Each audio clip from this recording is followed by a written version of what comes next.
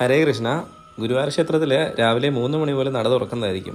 നിർമ്മാല്യ ദർശനം മുതൽ തൃപ്പുക വരെയുള്ള സമയങ്ങളിൽ ഭഗവാൻ വിവിധ ഭാവങ്ങളിലാണ് പ്രത്യക്ഷനാവുക.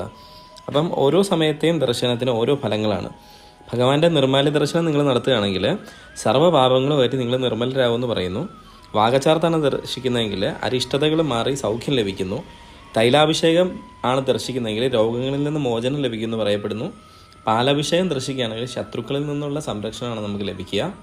അതുപോലെ തന്നെ ബാലഗോപാല ഭാവത്തിലുള്ള ഭഗവാനെ ദർശിച്ചാൽ സന്താനങ്ങൾക്കുള്ള ദുരിതം മാറും. ശംഖാഭിഷേകം ദർശിച്ചാൽ ഫലം ധനാഭിവൃദ്ധിയാണ്.